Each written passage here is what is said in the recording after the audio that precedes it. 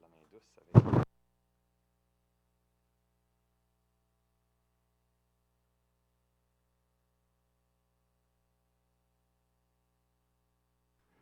Merci à Rénal pour ce matin de conduire. Notre frère Gaston a pris le week-end de vacances. On voit plusieurs, hein, quelques familles sont parties, en ont profité avant, des fois, pas le retour à l'école nécessairement, mais on profite de l'été en cette fin de période.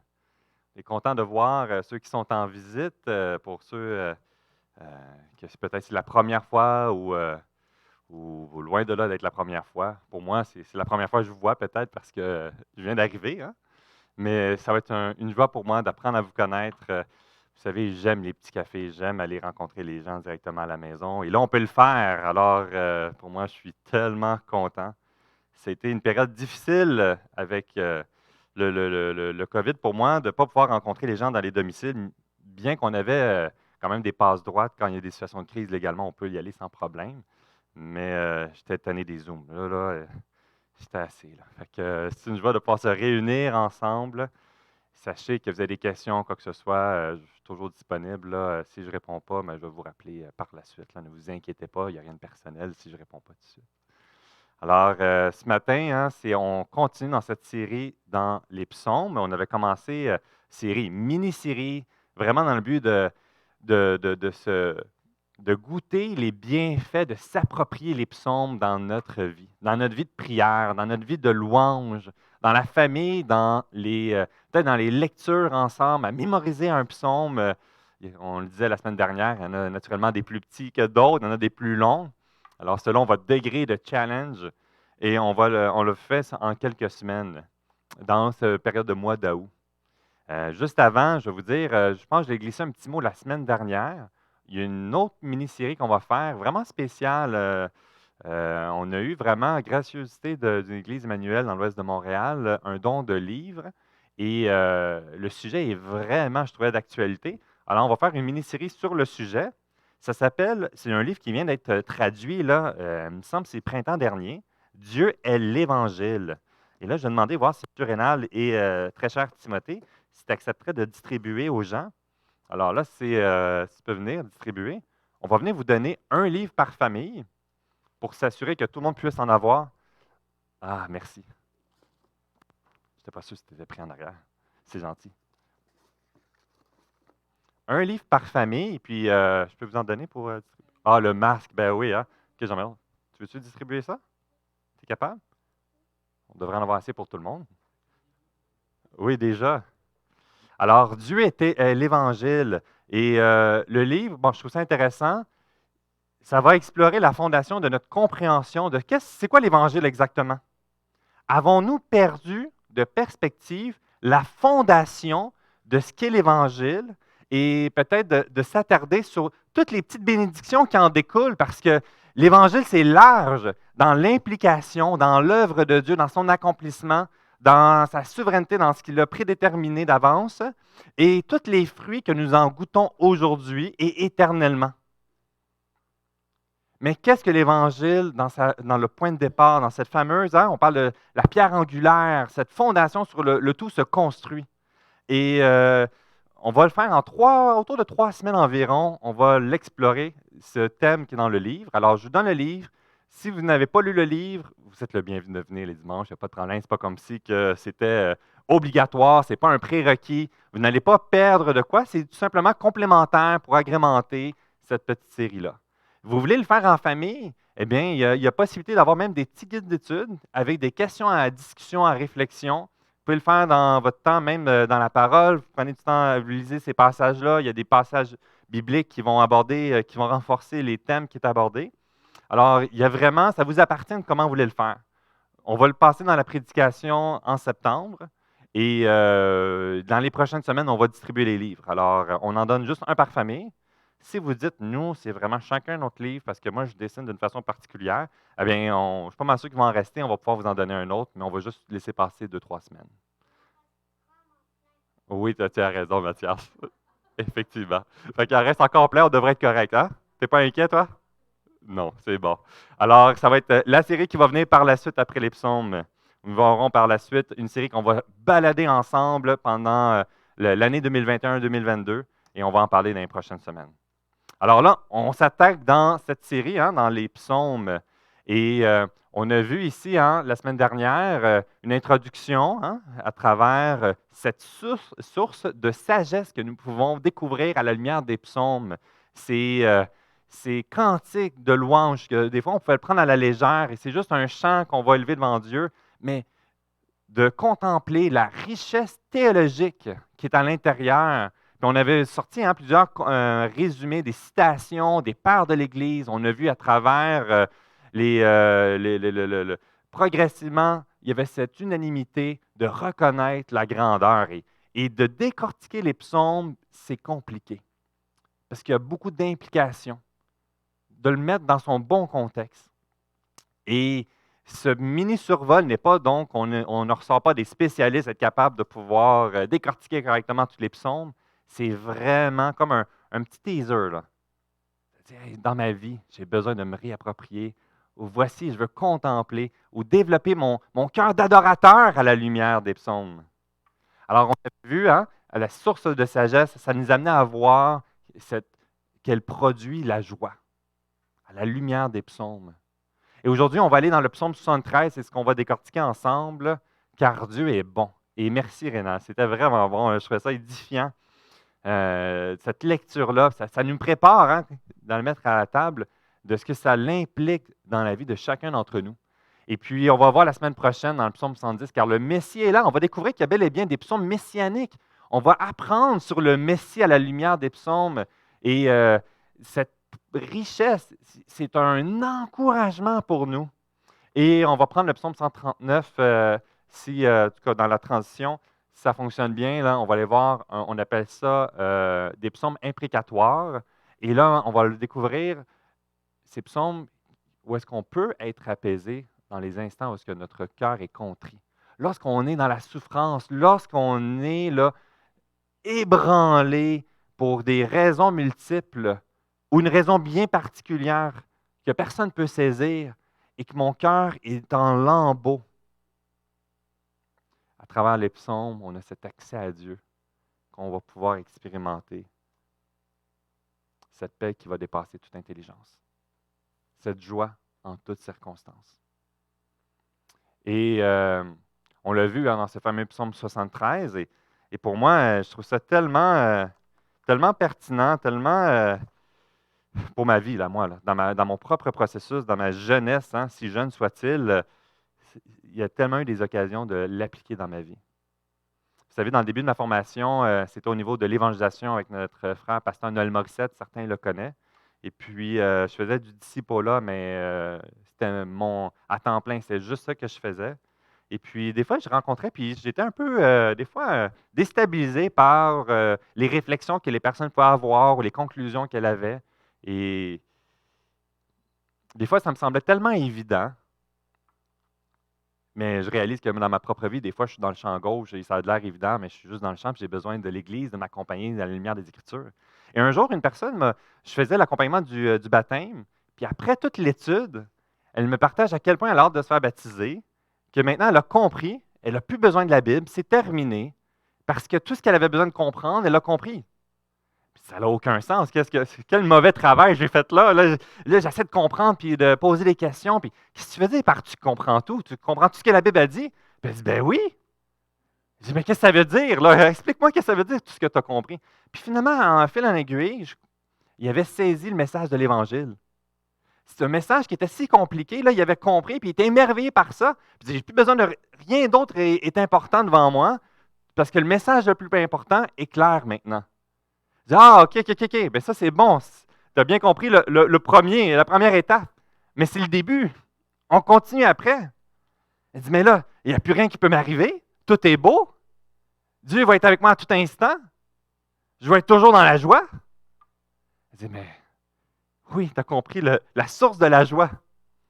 Maintenant, tu as besoin de la parole. Maintenant, tu as besoin de comprendre à travers l'Église ce qu'elle est réellement. Et de la façon qu'on va pouvoir découvrir ce Dieu dans les circonstances. Et non, ça ne sera pas toujours des moments de joie dans la vie. Il va y avoir des moments de pleurs. Il va y avoir des moments qui vont être éprouvants. Et ça, c'est des périodes qui sont dangereuses. Et ici, à quel point ça fait du bien dans ma vie de voir la réalité. On parle des vraies choses.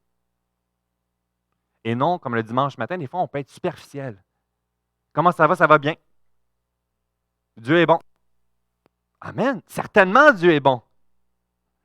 Mais dans la réalité, c'est qu'on va tous avoir des périodes dans notre vie où on va profondément souffrir.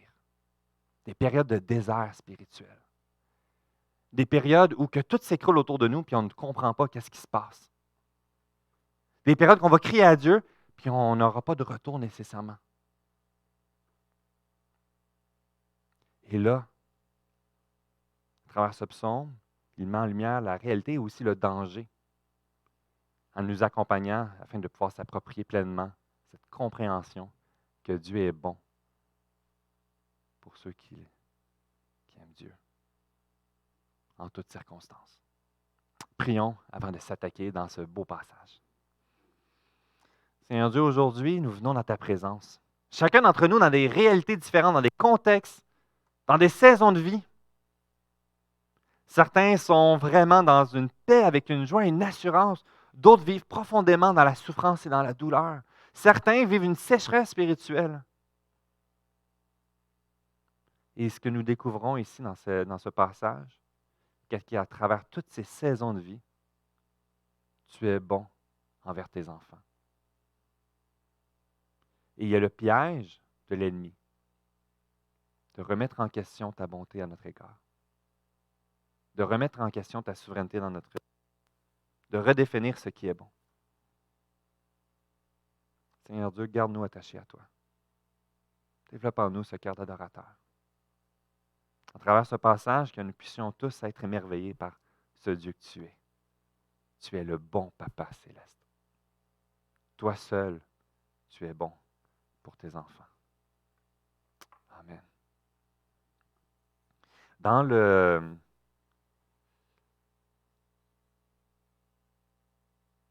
premier verset, ça commence par une déclaration qui est la fondation, puis on va le décortiquer par la suite, puis Frère Renat l'a bien amené, on voit des transitions.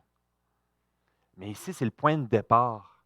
Dieu est bon pour Israël, pour ceux qui ont le cœur pur. Et ici, cette déclaration, elle est importante. Au-delà de juste dire Dieu est bon. Oh oui, c'est bon. Mon déjeuner est bon. Très banal. Cette affirmation dans le contexte nous apporte à comprendre qu'il est en train de dire Dieu est toujours bon. En toutes circonstances. Il y a cette compréhension dans cette déclaration, dans cette phrase, que ça va transcender les saisons de la vie. Ça va suivre. Ce n'est pas juste pour une période de l'Église. Dieu est bon pour ses enfants. Et bon, lorsque l'Église primitive s'est établie, Dieu il l'a instauré, il a agi d'une façon incroyable. Mais Dieu n'a pas abandonné par la suite. Il est encore là. Il est encore vivant. Il prend soin de son Église. Dans la période de l'Église primitive, on va monter, on va avancer, il y a les périodes noirceurs. On va avoir le grand réveil, hein? On va parler dans cette fameuse période du protestantisme. On retourne avec cet émerveillement. Il va garder toujours un reste. Aujourd'hui, lorsqu'on s'arrête dans notre vie, puis on peut regarder en arrière, on regarde au présent, il y a des périodes qui ont été plus dures que d'autres.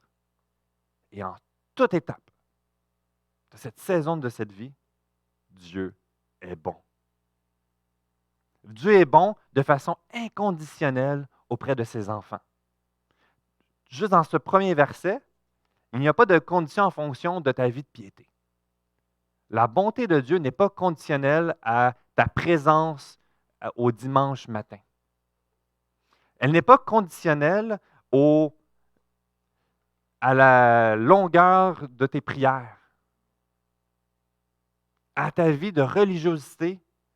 Ça ne va pas augmenter les chances d'être sous les bonnes grâces de Dieu. Dieu est bon, indépendamment de ce que nous pouvons lui apporter comme offrande. Il est bon auprès de ses enfants. Et là, ça va venir clasher avec ce qu'on va voir dans les prochains versets. On le découvre qu'il est bon envers ceux qui ont le cœur pur. Ça met en lumière, parce que dans cette période, hein, dans ce psaume, la réalité que les prophètes étaient confrontés, on va les lire dans l'Ancien Testament. Hein, comment étaient accueillis les prophètes? Très mal. Hey, hein? Méprisés, menacés de mort, affamés, persécutés. Comme si que Dieu s'était mis contre eux pour subir toute cette humiliation. Ils consacrent leur vie pour être fidèles à Dieu, à proclamer la parole. Et ils ont de loin reçu une glorification de l'homme, une prospérité. Ça met en lumière et ça vient ébranler cette compréhension que la bonté de Dieu va se quantifier, s'évaluer en fonction de nos réussites dans la vie de tous les jours, de notre prospérité. La question se pose donc, si Dieu reste à mon égard en toutes circonstances bon, pourquoi donc je souffre, tandis que le méchant prospère autour de moi?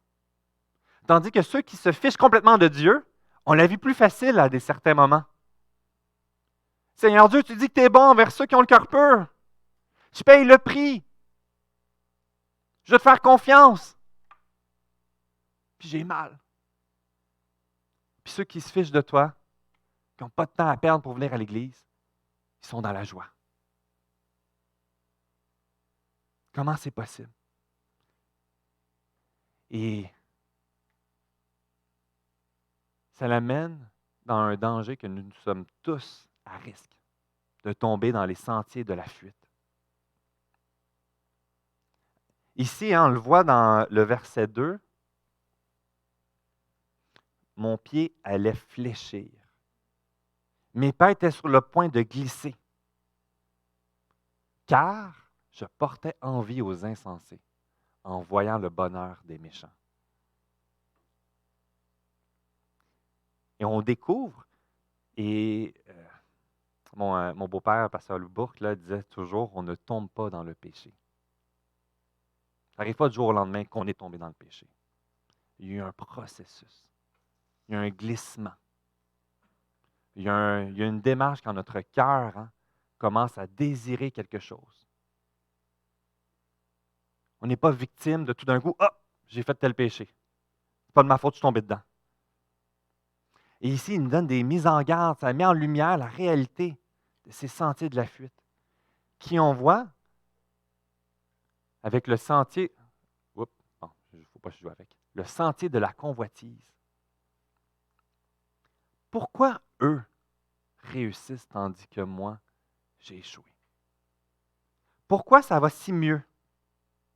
Certains le font de façon illégale. Vous savez, dans les marchés, par exemple, la construction, il y a des entrepreneurs ici, eh bien, travailler à son compte et ne pas déclarer les taxes ou de faire des petites passes droites, ça nous aide à finir les coins ou compétitionner quand certains font les choses illégales. Puis de rester intègre va nous amener donc à moins prospérer. Et on voit, je paye ce prix-là et l'autre non, avec arrogance, et il réussit mieux que moi. Il y a tellement d'exemples qu'on pourrait faire un tour puis on pourrait voir tous des éléments d'injustice. Et le danger, c'est de tomber donc dans cette comparaison. Cette fameuse folie de tomber dans la convoitise de la réussite de l'autre. À quel point que les héritages, dans tous les contextes, est souvent pathétique. Des familles déchirées. Parce que l'injustice de lui a reçu quelque chose que moi je désirais avoir. Et les familles sont brisées, les enfants, les petits-enfants brisent leurs relations. Parce que c'était injuste, je méritais telle chose. J'ai passé plus de temps auprès de ma grand-mère. Pourquoi moi, je n'ai pas reçu ça? Et là, on devient amer. De commencer à regarder ce que notre cœur désire. Le psaume 37, verset 1. de David, ne t'irrite pas contre les méchants. N'envie pas ceux qui font le mal. Et ça, c'est la réalité de cette période de convoitise, c'est qu'on ne va pas voir les conséquences de les décisions. On va juste voir la bénédiction. Et lorsque je suis témoin de cette période de bénédiction, que le méchant ou la personne qui est indifférent à Dieu prospère, et là, je suis confronté à l'injustice dans laquelle je suis, et c'est le danger de tomber dans cette convoitise. Et ici, dans cette réalité, c'est que la personne qui est indifférent à Dieu avec arrogance, dans cette période, on va le voir qu'il ne peut ne pas avoir de limite dans la façon qu'il va le prospérer, sans restriction. Jusqu'à la fin, il va être heureux, il peut être heureux, et tu vas voir toi de ton côté qui va être dans la souffrance. Mais pourtant, tandis qu'on se concentre dans cette période limitée de la vie, la réalité, c'est qu'il y a bel et bien une fin. Elle se passe quand? À la mort. Durant la période de la vie, certains vont prospérer avec arrogance. Et on va comparer puis on va être malheureux de voir les choses que nous n'avons pas. Mais cette période de prospérité ou de joie est éphémère. Est pour un temps simplement. Tout le monde, va mourir un jour. Et voici la réalité qui remet en évidence cette période d'injustice qui est en réalité très limitée, très temporaire.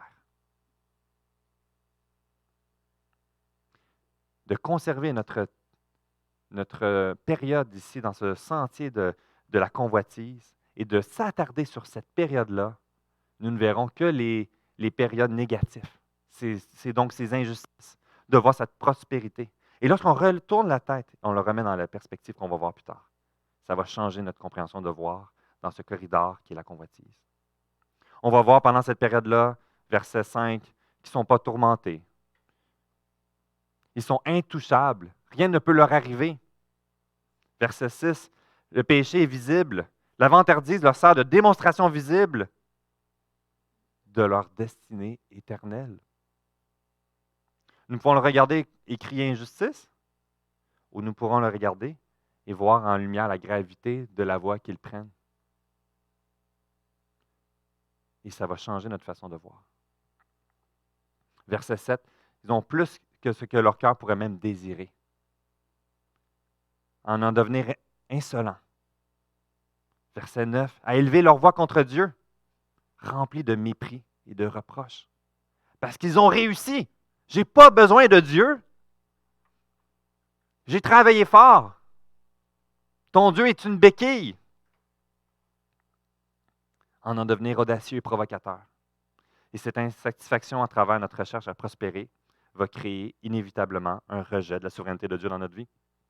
Et nous-mêmes, de tomber dans ce piège, on va remettre en question notre confiance à suivre les voies de Dieu. Puis on va essayer de nous-mêmes nous approprier le contrôle de cette partie de vie. L'injustice du croyant face à la prospérité de celui qui n'appartient pas à Dieu dans le verset 13. L'autre voie qui va nous amener à l'insatisfaction. C'est donc en vain que j'ai purifié mon cœur et que j'ai lavé mes mains dans l'innocence. Chaque jour, je suis frappé. Tous les matins, mon châtiment est là. Je m'irrite plus. Je fais ça, mais il n'y a pas assez. J'éduque le mieux que je peux mes enfants, mais la relation est si dure. Pourquoi? Tôt ou tard, le danger va nous amener encore une fois à rejeter Dieu dans sa souveraineté dans notre vie, de le remettre en question. C'est voie de la folie. Le risque réel de tomber dans le mensonge de l'athéisme ou de la philosophie du présent. Tu n'as pas besoin de lui. Il ne répond pas à tes besoins. Combien vont prier pour demander quelque chose à Dieu? Prier, prier. Puis finalement, ça n'allait pas arriver. Ça ne s'est pas produit. Dieu n'a pas répondu à cette prière-là. Puis tristement, des fois, on va arrêter de parler à Dieu. À quoi bon venir dans sa présence si, lorsque j'avais besoin de cet élément-là, il ne me l'a pas donné?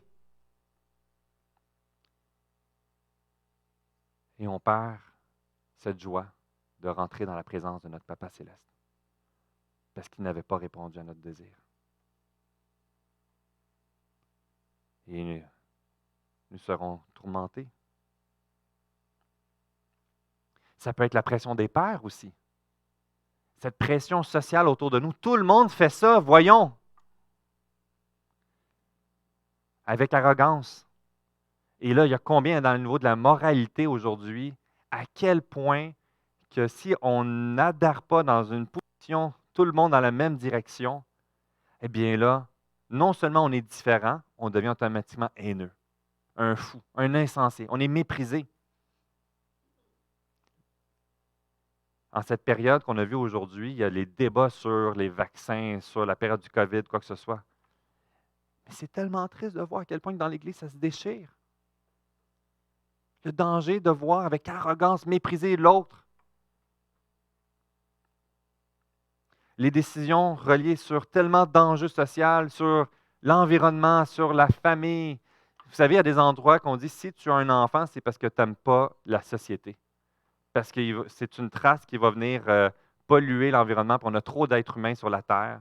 Alors, on va avoir des humains, puis c'est fou, là, c'est frappant. Là. Vous savez, sur le plateau Montréal, la statistique est de, je pense que c'est 0,6 par famille, par couple, d'enfants. Fait que c'est moins d'un. C'est quand même assez frappant. Vous savez que nous, on en a des enfants, puis le Seigneur a pourvu plus qu'on pensait. Dieu est bon. Mais vous savez qu'il y a des gens qui nous arrêtent des fois dans la rue pour dire, là, j'espère que vous allez arrêter. Bonjour, ça va bien, je ne vous connais pas. Mais certains, on parlait de ça en fin de semaine justement avec mon épouse puis un couple d'amis, puis on sortait les phrases qu'on nous avait dit. Certains nous ont demandé, mais tu sais que tu vas devoir les élever, là. Tu sais, merci, c'est gentil. Au dépanneur, à l'épicerie, il y a cette pression qui est présente. Cette pression des pères au niveau financier. Ta femme, elle ne travaille pas? Ben voyons donc. Il y avait une discussion qui avait lieu dernièrement, puis ils se sont battus tellement forte, puis là, elle vient rétrograde, puis là, elle s'occupe des enfants. Ça n'a tellement pas de bon sens. C'est rendu là qu'une femme qui va travailler à la maison, à prendre soin des enfants dans une saison de vie ou qu'importe, elle va être jugée. Par les mêmes personnes qui se battent justement pour dire les droits des femmes. Il y a un non-sens qui est là. Il y a une très grande pression sur des décisions qu'on va prendre dans nos vies. Vous savez, le droit de la vie, la préciosité de la vie. Quand c'est rendu qu'à Montréal, l'un des moyens de contraception est l'avortement,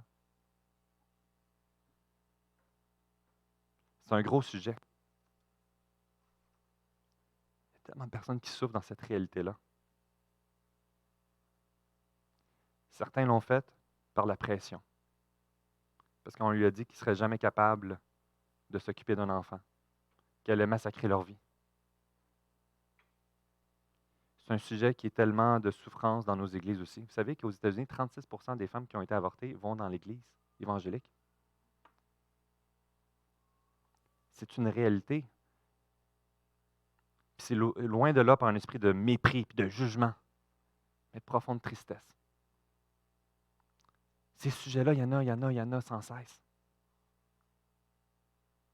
Et par la pression, parce que tout le monde va dans une direction puis on nous dit que c'est la bonne, le danger, c'est de suivre cette voie.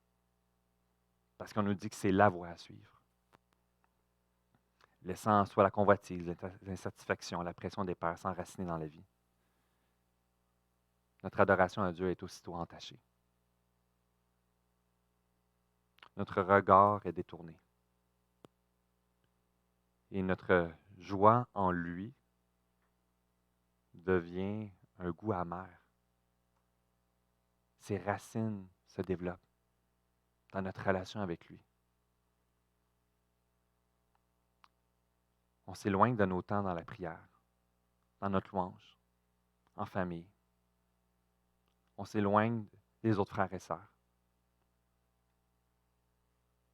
parce qu'on a été blessé. On s'éloigne dans les temps de la parole.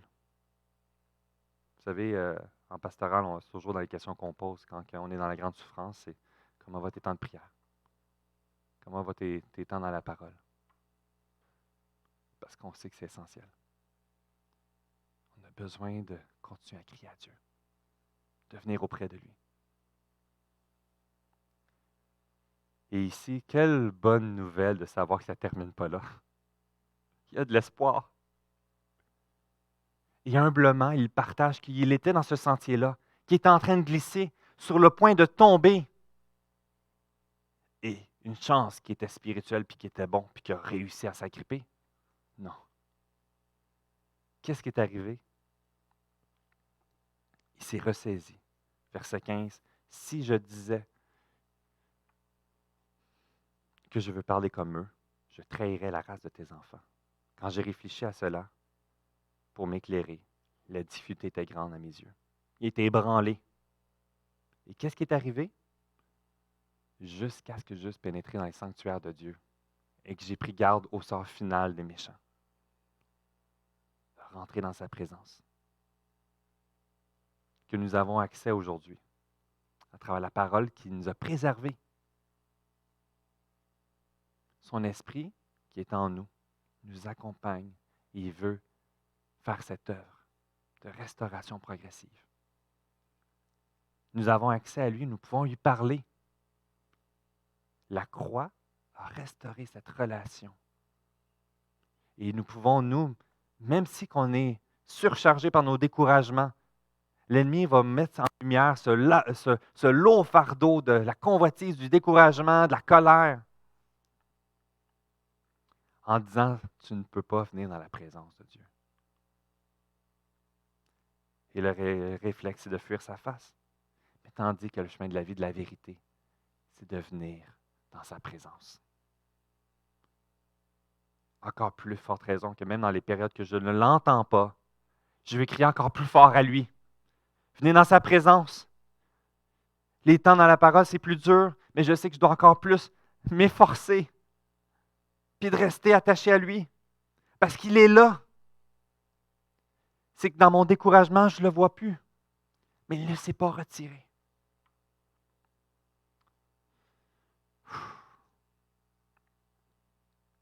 Nos forces et nos capacités seront tous tôt ou tard défaillants. Notre véritable force ne va donc pas reposer sur nous, en Christ seul.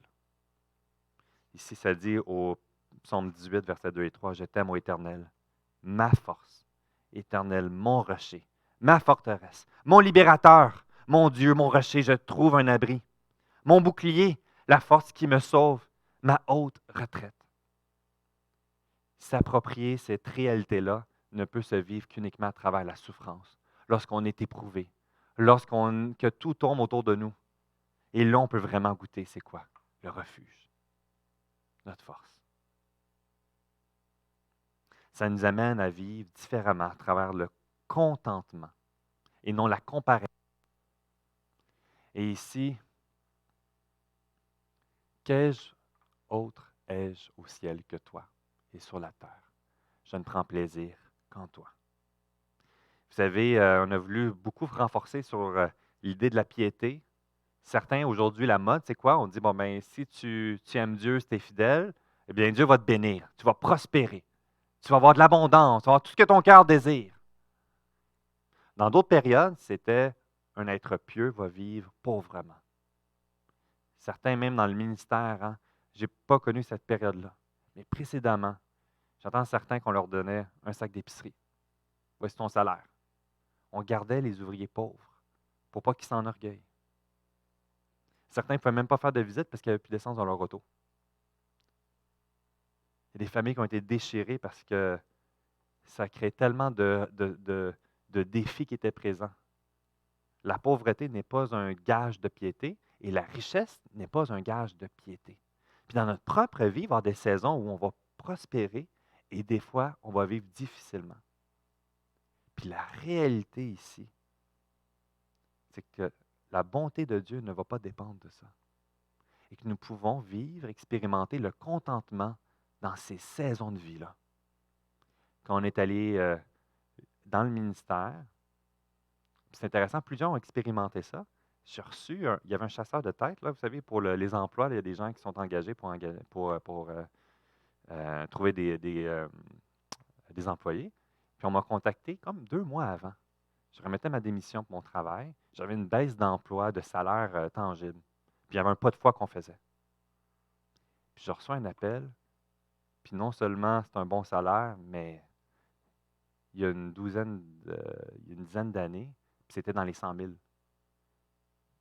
Et là, je suis là, oh là là là là là là, que c'est attirant. C'est flatteur pour mon orgueil. On se sent apprécié, désiré. Mais ça nous a ébranlés. Non, ça m'a ébranlé. Une fraction de temps, là, dans cette période-là. Mais j'avais la joie de dire, je vais avancer par la foi. Je veux goûter ça. Puis j'aime faire des grilles Excel. Je sais que Daniel Côté aime les finances, il y en a d'autres là, qui aiment ça. Mais j'aime ça faire des planifications, puis ça ne fitait pas. On n'arrivait pas à finir les mois. Puis, Seigneur, on te fait confiance. Tout est là, tous les indicateurs, puis on avance. Puis on n'a jamais manqué de rien. Quand j'étais petit, on était assez pauvres. On avait une assiette au milieu, ma mère distribuait la nourriture, puis s'il y en avait assez, elle mangeait. Si on n'en mangeait pas. Puis je me souviens de ma mère qui pleurait les soirs, toujours dans cette crainte de ne pas avoir assez de nourriture pour ses enfants. Certains ont été dans la grande pauvreté, puis ont prospéré. Mais ils vont toujours chercher à prospérer de plus en plus, plus en plus, plus en plus. Et finalement, ça ne sera jamais suffisant. Cette réalité ici, comme l'apôtre Paul nous dit dans Philippiens 4, versets 9 à 19. Verset 10, il nous dit « J'ai éprouvé une grande joie dans le Seigneur de ce que vous avez pu renouveler l'expression de vos sentiments pour moi. Vous pensiez bien, mais l'occasion vous manquait. Ce n'est pas en vue de mes besoins que je dis ça, car j'ai appris à être content de l'état où je me trouve. Je sais vivre dans l'humiliation. Je sais vivre dans l'abondance. Et tout, en tout et partout, j'ai appris à être rassasié et à avoir faim. À être dans l'abondance et à être dans la disette. Je puis tout par celui qui me fortifie. Cependant, vous avez bien fait de prendre part à ma détresse. Vous le savez vous-même, Philippiens. Au commencement de la prédication de l'Évangile, lorsque je suis parti de la Macédoine, aucune église n'entra en compte avec moi pour ce qu'elle donnait et recevait. Vous faites les seuls à le faire, car vous m'envoyez déjà à Thessalonique, et à 2 reprises de quoi pourvoir à mes besoins. Ce n'est pas que je recherche les dons, mais je recherche le fruit qui abonde pour votre compte.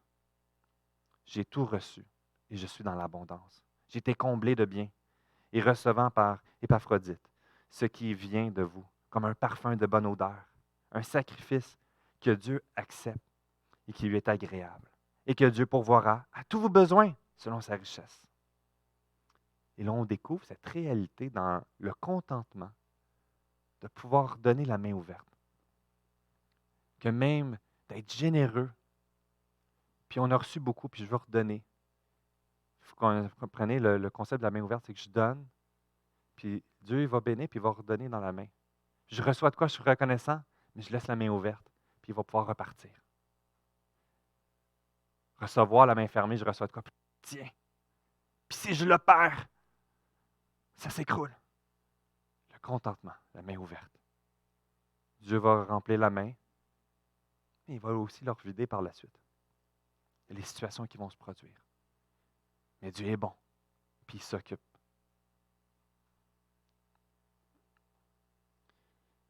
Proverbe 30, verset 8. « Éloigne-moi la fausseté et la parole mensongère. Ne donne ni pauvreté ni richesse. Accorde-moi le pain qui m'est nécessaire, de peur que dans l'abondance, je ne te renie. Et je dis qui est l'Éternel, ou que dans la pauvreté, je ne dérobe, et je ne m'attaque au nom de mon Dieu. » Parce qu'il y a vraiment des dangers dans la grande pauvreté, puis aussi des dangers dans la grande richesse. Ici, une citation dans Jean Calvin dans le livre Institution de la religion chrétienne. Oui, c'est ça. Les biens dont nous jouissons ont été créés afin que nous reconnaissions leur auteur et que nous bénissions sa bonté par des actions de grâce. Où sera l'action de grâce si par gourmandise tu absorbes tellement de vin et de nourriture que tu deviens stupide, inutile pour le service de Dieu, incapable de faire ce qui relève de ta vocation? Où est la reconnaissance envers Dieu si l'abondance incite à la chair les mauvais désirs, infecte l'intelligence d'impureté, jusqu'à l'aveugler et à l'empêcher de discerner le bien du mal. Comment remercier Dieu qui nous donne les vêtements que nous portons si leur style nous pousse à l'orgueil et au mépris des autres, à la coquetterie qui incite à la séduction? Ça fait longtemps que ça a été écrit, puis ça a tellement d'actualité encore aujourd'hui. Ces fameux dangers de s'élever, de comparer, de convoiter ce que les autres ont et qu'on n'a pas. Ce contentement et de faire confiance à Dieu. Ce contentement qui n'est pas la négligence. Je ne travaillerai pas, Dieu va bénir. On a certainement une responsabilité. Hein, le travail est important, c'est clair, c'est un concept qui est présent. Mais dans nos dispositions du cœur, de reconnaître que c'est Dieu qui bénit, qui dispose. Dans les crises économiques, hein, combien vont s'enlever la vie lorsqu'ils vont réaliser que leur retraite, finalement, tout s'est écroulé? C'est triste. Ça de faire un plan financier de retraite, puis c'est compliqué, puis arrêtez, il y a tellement d'inconnus qui est relié à ça. Puis qu'est-ce qu'il va y avoir dans 20 ans? On nous parle des crashs économiques, des ci, des ça. Hey, il y a de quoi pour ne pas bien dormir la nuit. Dieu, je te fais confiance. Je vais être fidèle dans ce que tu me donnes, de bien administrer, puis le reste, ça t'appartient. Je te fais confiance, Seigneur Dieu. Ici, ça vient mettre ma force en toi, en étant attaché à lui, en expérimentant, en développant dans notre vie, mais aussi dans notre famille, auprès de nos enfants, le contentement, en saisissant notre destinée. Ici, là, la race de tes enfants aux générations des enfants de Dieu. Voulant dire l'assemblée de regroupement d'individus global, de tous ceux qui aiment et craignent Dieu, qui professent Jésus-Christ comme leur sauveur personnel, maintiennent leur adoration en toutes circonstances, suivent ses voies et placent leur confiance en sa grâce à leur égard. Loin de là, donc, dans la folie de vivons et mangeons et buvons, car demain nous mourrons. C'est drôle, la première fois que j'ai entendu, ça venait dans un milieu non évangélique. Puis j'ai été frappé de dire que ça venait dans la Bible. Dans 1 Corinthiens 15, 32, si les morts ne ressuscitent pas, mangeons et buvons, car demain nous mourrons. Mais il y a bel et bien un jugement après la mort. Alors, ce n'est pas à être pris avec arrogance, pourtant c'est réutilisé aujourd'hui avec arrogance. Ça met en lumière la folie.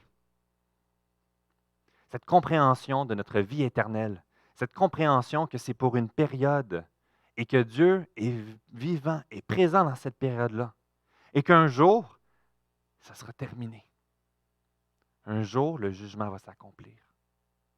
Un jour, il va essuyer nos larmes. L'insensé, dans cette période d'arrogance, rendra des comptes. Aujourd'hui, on ne le voit pas, mais ça va venir.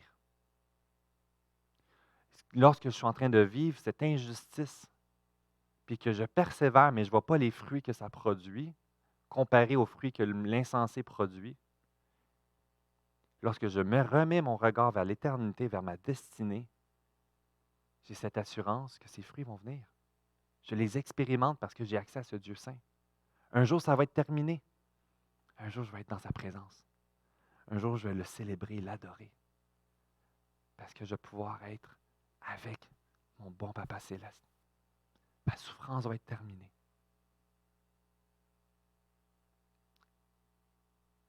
Mais la gravité du péché va être anéantie. Et l'insensé subira la colère éternelle. Ici, une illustration, j'ai trouvé ça tellement intéressant. Je suis bien curieux de voir si c'est vrai ou pas, mais je la raconte.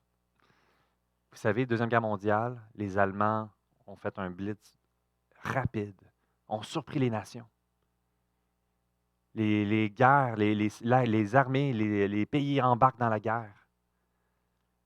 L'Allemagne domine d'une façon impressionnante dans le début. Les soldats se font arrêter, ils se font mettre dans des camps à des conditions pitoyables. Les soldats qui étaient là pour défendre les nations ont perdu. La France a capitulé. Les autres pays en Europe ont capitulé, ont été écrasés. Et les Allemands ont donc bâti des camps où est-ce que les soldats étaient là présents. À chaque jour, il y en avait qui mouraient. Sur le bord de la mort à cause de la faim, d'être affamés, d'être assoiffés dans des conditions pitoyables, la maladie qui pogne. Les soldats, les gardiens, avec arrogance, prospéraient autour d'eux. Ils avaient accès au village avoisinant, puis ils revenaient. Ils étaient bien, puis avec arrogance, ils regardaient les soldats dans de lamentables conditions. Malheureux. Pas un bruit, pas un son. La mort était présente, l'odeur de la mort. Un jour, il a commencé à avoir des rires, des cris de joie. Dans ce camp, qu'est-ce qui se passe? Il n'y a rien qu'à changer. Une radio s'était infiltrée dans le camp. Quelques soldats écoutaient les messages des nouvelles.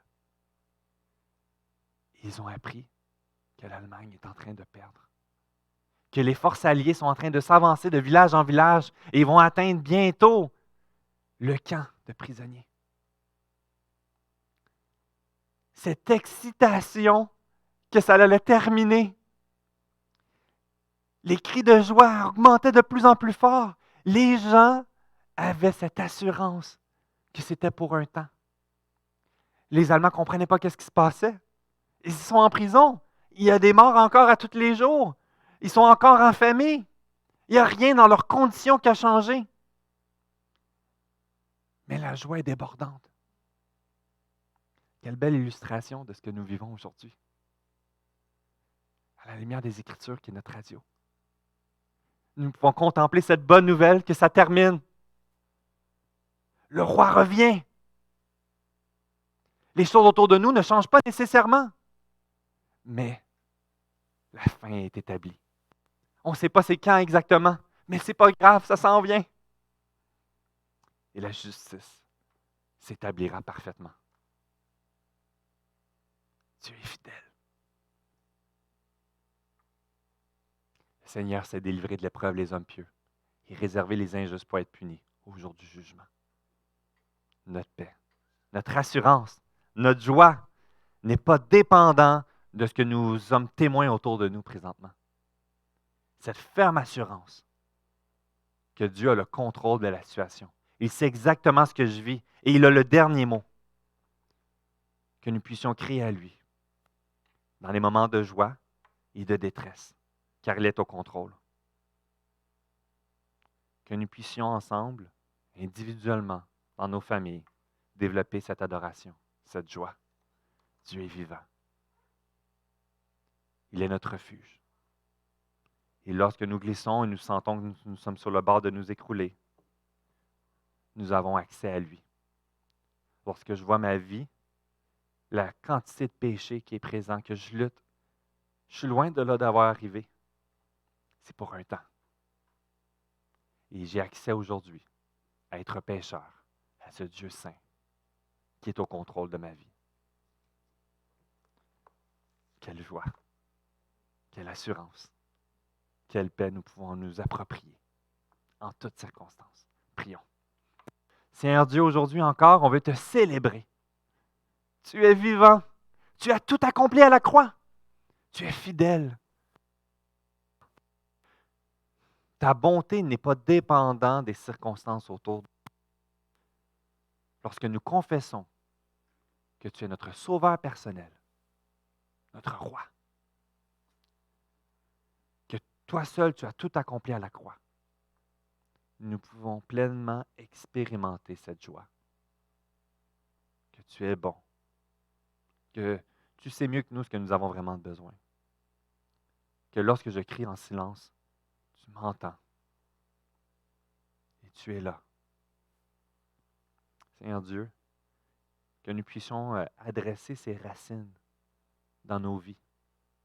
Peut-être que je glisse depuis un moment. J'ai perdu mon émerveillement de toi. Peut-être que ma flamme, cet amour, lorsque j'ai compris ce que tu avais accompli à la croix il y a tel nombre d'années, que je puisse encore aujourd'hui en être émerveillé, en parler avec passion. Qu'importe ce que je vis présentement, tu es bon pour moi. Sois loué pour toujours. Amen.